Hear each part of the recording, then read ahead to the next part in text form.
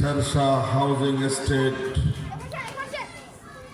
হাফসা বিনতে ওমর রাদিয়াল্লাহু তাআলা আনহু ইসলামিক একাডেমি কর্তৃক আয়োজিত আজকের এই বার্ষিক মাহফিল এবং পুরস্কার বিতরণী অনুষ্ঠানের প্রধান অতিথি হিসেবে উপস্থিত আছেন হাটহাজারী আরবি বিশ্ববিদ্যালয়ের সুযোগ্য সিনিয়র মুহাদ্দিস হযরতুল আল্লাহ মাওলানা আহমদ দিদার কাশিমি মাদ্দাজিলুহুম। উপস্থিত আছেন বাইজিদ থানা হেফাজুল ইসলাম বাংলাদেশের সংগ্রামী সভাপতি আমার স্নেহের ছোট ভাই মাওলানা নুরুন নবী সাহেব মাদ্দাজিলুহুম।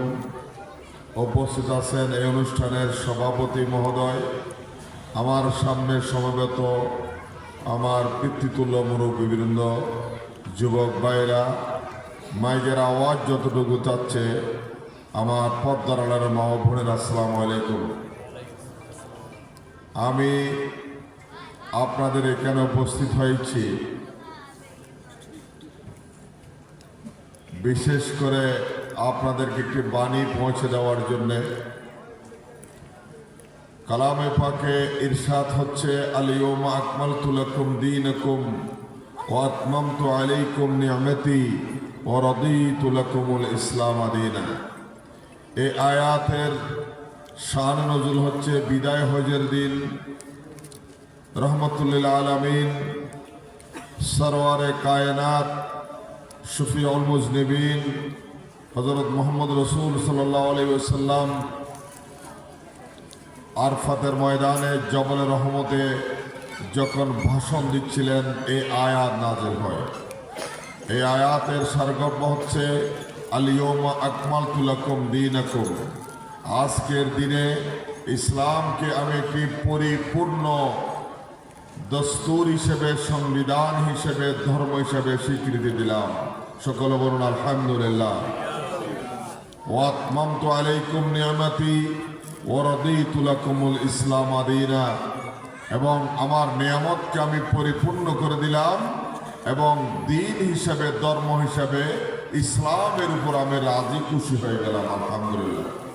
আমি আপনি সেই মহান ইসলামের একজন মুসলমান হিসেবে, খাতামুন নবীনের উম্মত হিসেবে আমরা গর্ব করতে পারি, ঠিক কিনা বলুন? এই জায়গায় একটি দর্শন রয়েছে। এই জায়গার মধ্যে আল্লাহ নবীর বিদায়ের সুসংবাদ দেওয়া হচ্ছে, সাথে সাথে ইসলামের মধ্যে পরিপূর্ণ দিন বলতে ইসলামের মধ্যে পারিবারিক নিয়ম থেকে নিয়ে পার্লামেন্ট পর্যন্ত পরিচালনা করার সমস্ত দস্তুর, কনস্টিটিউশন, সংবিধান ইসলাম কোরআনের মাধ্যমে মানুষকে অর্পিত করেছে। আলহামদুলিল্লাহ। আজকে সমাজ ব্যবস্থায় মানুষ মনে করে থাকেন ইসলামের মধ্যে রাজনীতি নেই, আর ইসলামের মধ্যে রাজনীতির প্রতিটি অংশ কোরআনে পাকে নিহিত রয়েছে।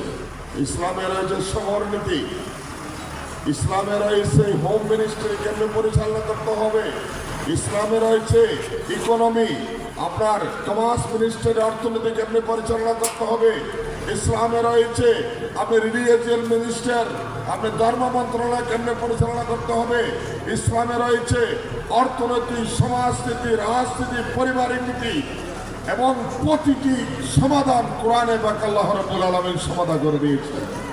কিন্তু আজকের সমাজ ব্যবস্থা বলা হচ্ছে আলেম ওলামারা কোথায় যাবে? রাজনীতি, ওরা মাদ্রাসা মসজিদ দিয়ে পড়ে থাকবে, রাজনীতি আমরা করব, নেতৃত্ব আমরা দেব। সমাজকে শোষণ, গঞ্চনা, বঞ্চনার মধ্যে রেখে মানুষের সমস্ত হৃৎপিণ্ড থেকে তাদের মগজ পর্যন্ত ছুঁচে বুঝে খেয়ে ফেলবে।